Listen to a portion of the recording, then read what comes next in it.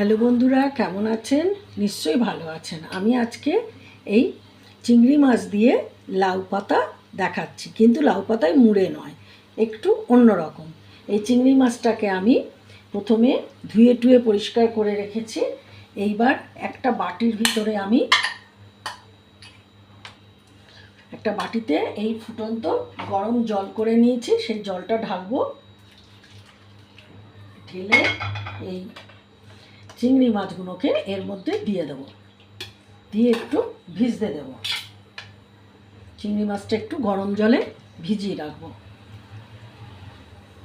ফুটন্ত গরম জল, আর কিছু দিইনি, শুধু গরম জলে চিংড়ি মাছটাকে ভিজতে দিলাম। এইবার এটা রান্না হবে মূলত একটু চীনাবাদাম আর একটু তিলটাকেও গরমে নেড়ে নেব, নিয়ে রোস্ট করে ভাজবো এই দুটোকে।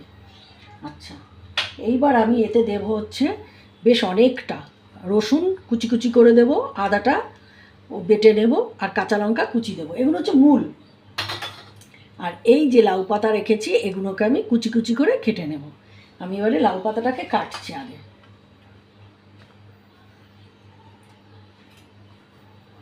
এগুলোকে সরিয়ে দিচ্ছি, নিয়ে একদম যতটা সরু করা যায়, যতটা সরু হয় আর কি, একদম সরু সরু করে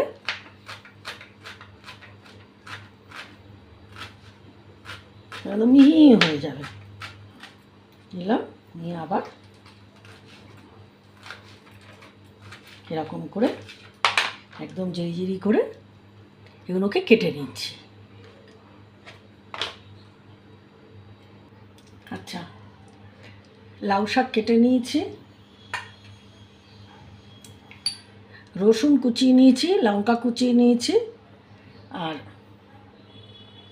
এবারে আমি এটা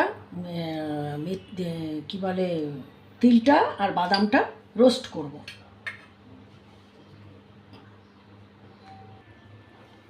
আগে তিলটা দিয়ে দিলাম, আপনারা স্কিপ করবেন না, দেখবেন খুব ভালো হবে রান্নাটা। পোস্ত সর্ষে দিয়ে তো খানি, এইভাবে তিল দিয়ে ঝামেলা নেই, মানে লাউ শাকও খাওয়া হলো, অথচ চিংড়ি মাছও দেওয়া হলো, আবার তিলটা একটু নেড়ে নেব। স্রেফ রং ধরবে না, জাস্ট একটু নেড়ে নেব রোস্ট করার জন্য।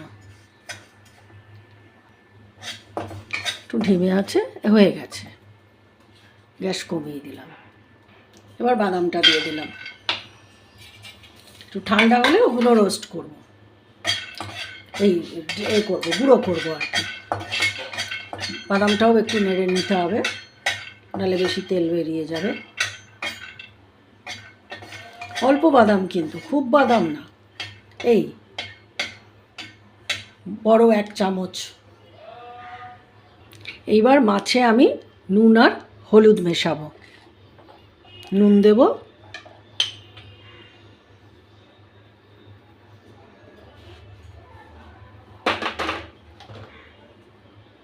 হলুদ দেব, দিয়ে মাখিয়ে এটাকে এবারে ভাজবো।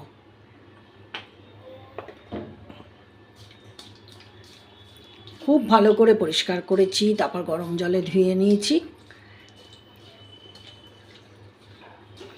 এতে মোটামুটিভাবে মাছের সমস্যা যাদের হয় চিংড়িতে, তাদের হবার সম্ভাবনাটা অনেকটা কম থাকে। কম একেবারে হয় বলতে পারি না, কিন্তু কম থাকে। এবার এগুলোকে ভাজবো। কড়াইতে তেল গরম করতে দিয়ে দিয়েছি, আমি সর্ষের তেলে রান্নাটা করছি।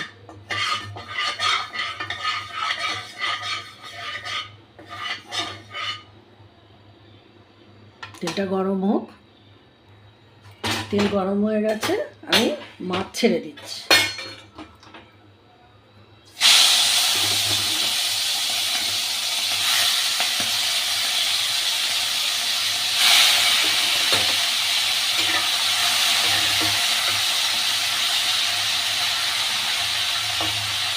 মাছ কিন্তু যেরকম খুশি নিতে পারেন, আরও ছোটো নিতে পারেন, আরও বড় নিতে পারেন, যেমন খুশি তেমনভাবে করা যাবে।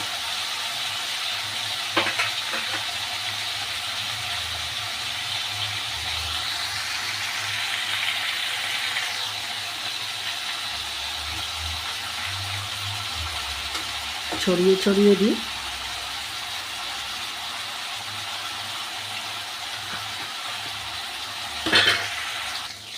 এক পিঠ ভাজা হয়ে গেছে, এবার আর এক পিঠ করে দিচ্ছি। সুন্দর করে ভাজবো আর কি, লাল লাল বাদামি বাদামি করে। এটা ভাপার কোনো সিন নেই, ভাপে রান্না টান্নার ব্যাপার না, ভেজে ভেজে টেস্টি।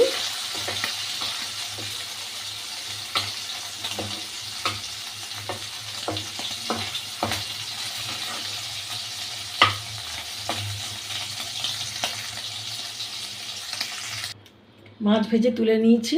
এইবার কড়াইতে আমি পাঁচ ফোড়ন দিচ্ছি। বেশ অনেকটা দিলাম পাঁচ ফোড়নটা, দিয়ে সিকি কাপ হিং দিলাম।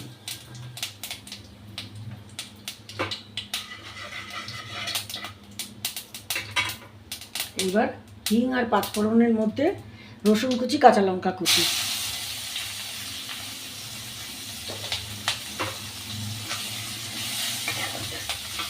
দিয়ে তো ভাজবো। যা সুন্দর সুন্দর ছেড়েছে না, দারুণ। হিং রসুন এটা ভালো করে ভাজবো। রসুনটা একটু তেল ছাড়া মতন হবে আর কি, মানে একটু রঙটা পাল্টাবে, একেবারে সাদাটা থাকবে না।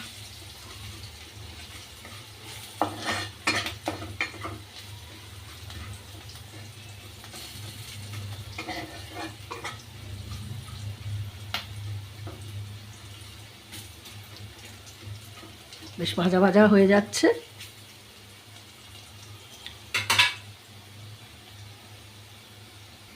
এইবার শাকটা দিয়ে দিলাম।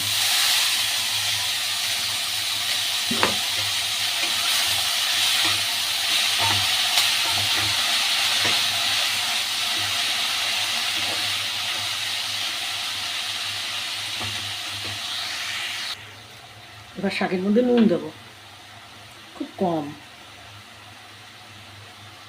লাউ শাক তো নুন বেশি হয়ে যাওয়ার চান্স থাকবে, খুব কম নুন দিলাম। আর একটু দিয়ে দিই, দেবো হলুদ।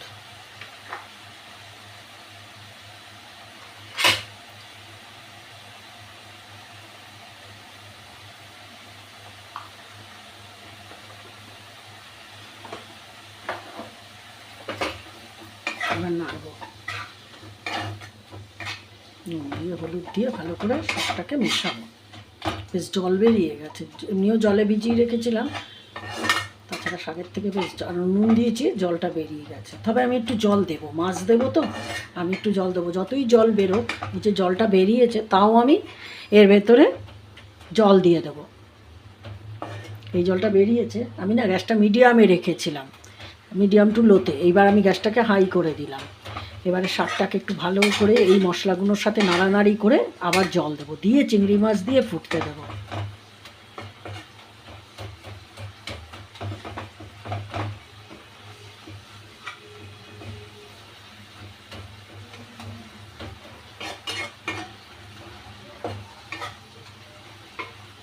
খুব ভালো খেতে হয়।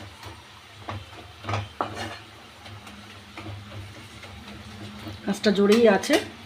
এখন আমি এর ভেতরে অল্প একটু সামান্য কাশ্মীরি লঙ্কার গুঁড়ো দিচ্ছি, একটুখানি, হ্যাঁ, একটু কালারের জন্য, আর কিছুই না, দেখার ভালো লাগবে।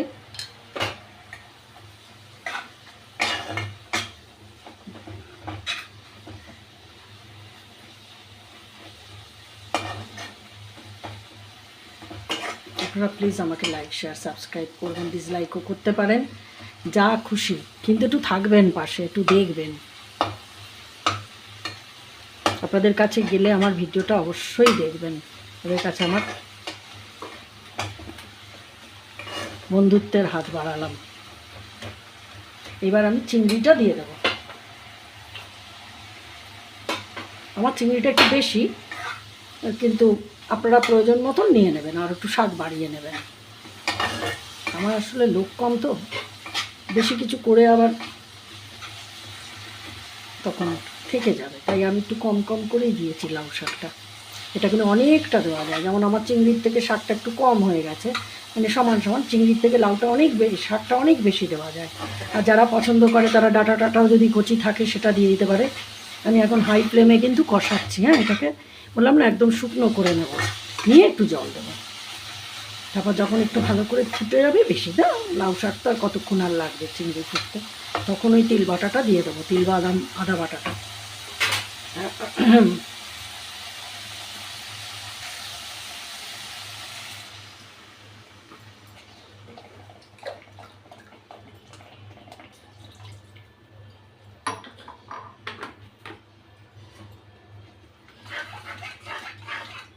এটা ফুটবে এবারে, বেশ ফুল আঁচে ফুটতে দিলাম। ঝোল একদম এরকম বেশ ভালো ঘন হয়ে ফুটছে। হ্যাঁ, এই সময় আমি ওই তিল বাদাম আদার বাটাটা দিয়ে দিলাম।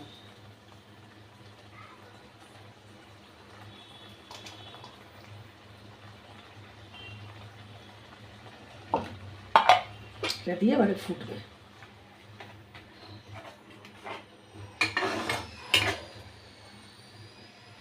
এটা ফুটুক, ফুটে একটু গা মাখো হবে, যেরকম হওয়া উচিত আর কি। এটা বানাবে, দেখবেন কি সুন্দর, একটা অন্য রকমের রান্না।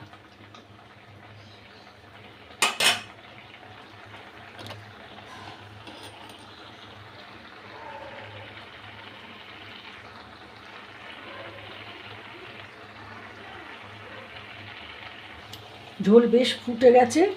এখন আমি এর ভেতরে চিনি দেবো, চিনিটা যার যার। আমি এই অল্প একটু একটু চিনি ছিটিয়ে দিলাম।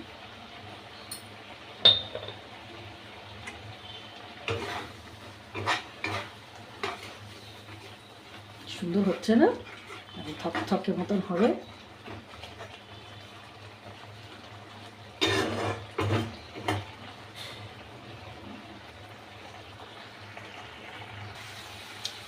একদম গামাখা হয়ে গেছে। এইবার এটাকে নামিয়ে নেব। উঠে আসছে, এই ফর্মে আমি গ্যাসটা বন্ধ করে দিলাম। গ্যাসটাকে বন্ধ করে দিলাম, ঠিক এই রকম হবে। হ্যাঁ, বোঝানো যাচ্ছে। এবার তো স্ট্যান্ডিং টাইমটা চলে গেলে আবার একটুখানি আর একটু গাঢ় হয়ে যাবে। এর মধ্যে এবারে অল্প একটু তেল দেব।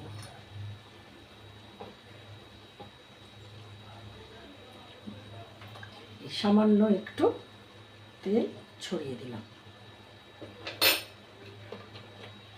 এখনও স্ট্যান্ডিং টাইমে এটা ফুটছে। এরপর এটাকে বাড়বো, বেড়ে দেখাচ্ছি। আপনারা কিন্তু জানাবেন করে, হ্যাঁ, কেমন হলো এই লাউ পাতা চিংড়ি বা লাউ শাক দিয়ে চিংড়ি মাছ, কীরকম হয়েছে। এই সুন্দর লাউ শাক, লাউ পাতা দিয়ে চিংড়ি মাছ, লাউ শাক দিয়ে চিংড়ি মাছ, যা বলা যায়, চিংড়ি মাছ দিয়ে লাউ।